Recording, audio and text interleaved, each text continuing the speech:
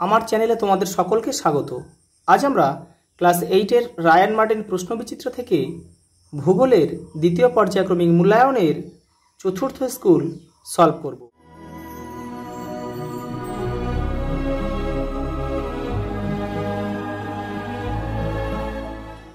দেখে নাও 4 নম্বর স্কুল যাদবপুর বিদ্যাপীঠ।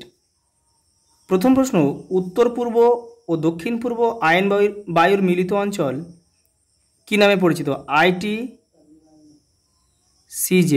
বা আন্তঃক্রান্তীয় অভিসরণ অঞ্চল নামে পরিচিত। ITCZ।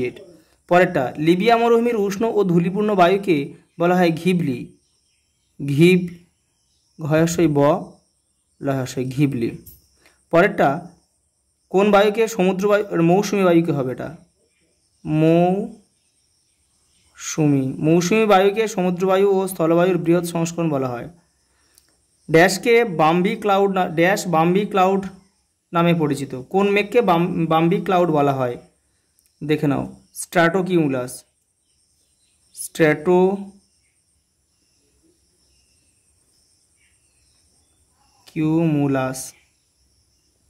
স্ট্র্যাটোকিউমুলাস।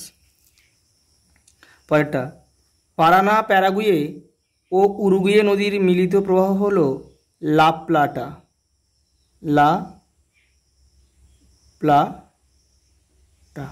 পরেরটা, ড্যাশ হলো পৃথিবীর বৃহত্তম স্বাদু জলের হ্রদ? সুপিরিয়র।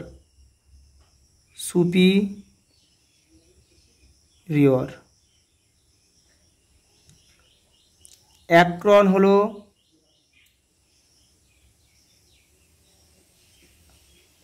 হলো পৃথিবীর রবার রাজধানী। পরেরটা, দুইয়েরটা হচ্ছে সঠিক উত্তরটি নির্বাচন করো। উত্তর আমেরিকার নবীন ভঙ্গিল পর্বতের নাম হচ্ছে রকি। পৃথিবীর কসাইখানায় পরিচিত শিকাগো। অ্যাঞ্জেল জলপ্রপাত সৃষ্টি হয়েছে ওরিনোকো নদীতে। দক্ষিণ আমেরিকার নাতিশীতোষ্ণ তৃণভূমি পম্পাস নামে পরিচিত। আয়ন বায়ুর অপর নাম বাণিজ্য বায়ু তো নেই। আয়ন বায়ুর অপর নাম হচ্ছে এখানে পূবালি বায়ু হবে। উষ্ণ স্থানীয় বায়ু হলো চিনুক।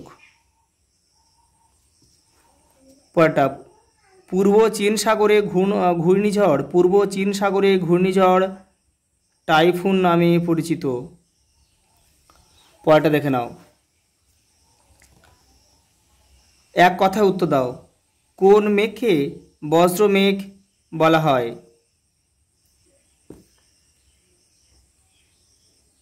Cumulo Nimbus.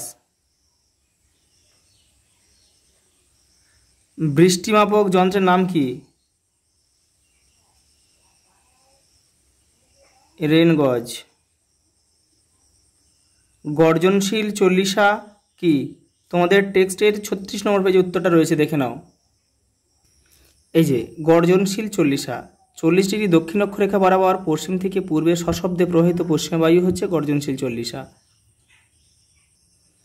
উত্তর আমেরিকার দীর্ঘতম নদী কোনটি?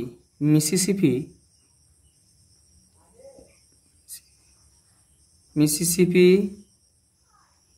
মিসৌরি। পরের প্রশ্ন, সিল্ড কথার অর্থ কি? শক্ত, পাথুরে, তরঙ্গায়িত,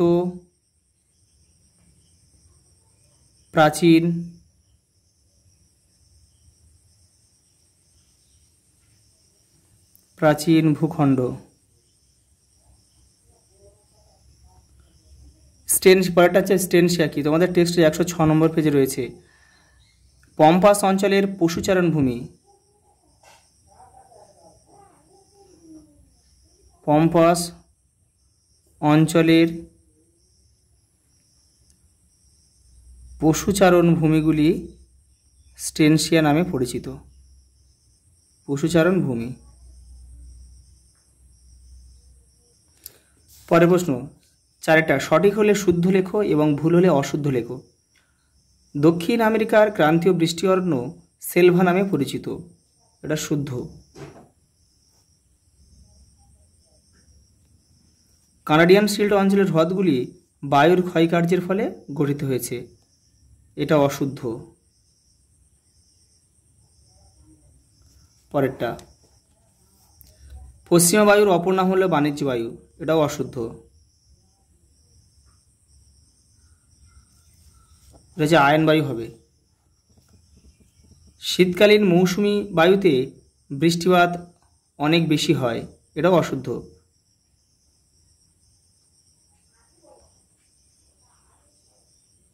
কারণ কম হয়।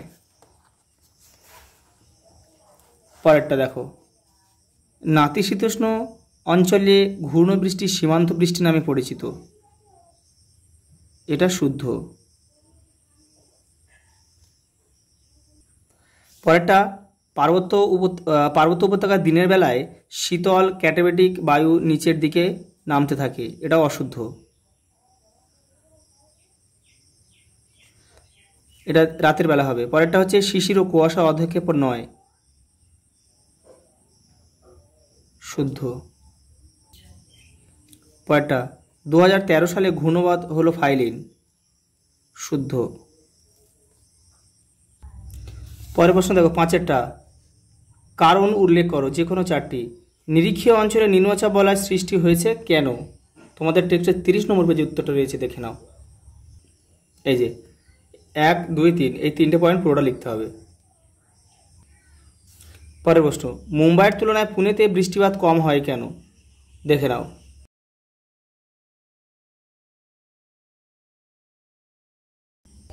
পরেরটা, আমাজন নদীতে বদ্বীপ গঠিত হয়নি কেন? তোমাদের টেক্সটের 100 নম্বর পেজে উত্তরটি রয়েছে, দেখে নাও। এই যে এখান থেকে এই পর্যন্ত পুরোটা লিখতে হবে। পরের প্রশ্ন দেখে নাও, ক্রান্তীয় অঞ্চলে মহাদেশের পশ্চিম দিকে অধিকাংশ মরুভূমি সৃষ্টি হয়েছে কেন? দেখে নাও। তোমাদের টেক্সটের 35 নম্বর পেজে উত্তরটি রয়েছে, দেখে নাও। এই যে দেখে নাও, যে ক্রান্তীয় অঞ্চলে মহাদেশের পশ্চিম দিকে পৃথিবীর অধিকাংশ মরুভূমি সৃষ্টি হয়েছে কেন? এখান থেকে এটা পুরোটা লিখতে হবে। পরেরটা দেখে নাও, সেলভা অরণ্যকে পৃথিবীর ফুসফুস বলা হয় কেন? তোমাদের টেক্সটে 104 নম্বর পেজে উত্তরটা রয়েছে।